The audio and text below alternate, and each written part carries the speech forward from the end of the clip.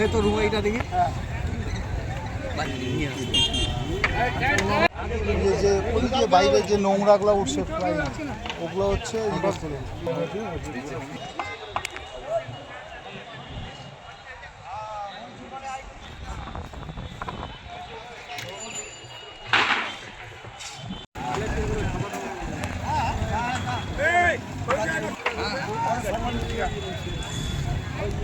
এই তো রুমাইটা দেখি এখানে পুলিশেরটা হাটখোলায় আগামীকাল আমাদের জননেত্রী মমতা বন্দ্যোপাধ্যায় আসছেন, তার প্রস্তুতি সভা চলছে।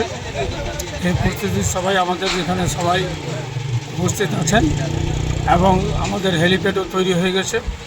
আমাদের প্যান্ডেলের কাজ প্রায় কমপ্লিটের দিকে, সমস্ত রকম কাজ আমাদের তুঙ্গে চলছে।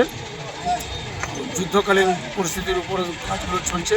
আগামীকাল বেলা 1টার সময় আমাদের দিদি, আমাদের সর্বশ্রেষ্ঠ নেত্রী, তিনি আসছেন। তিনাকে দেখার জন্য লোক আকাঙ্ক্ষিত হয়ে আছে যে তিনি আসলেই পরে আমার লোকে এখানে লোকে লোকারণ্য হয়ে যাবে, এই আশা আমরা রাখছি।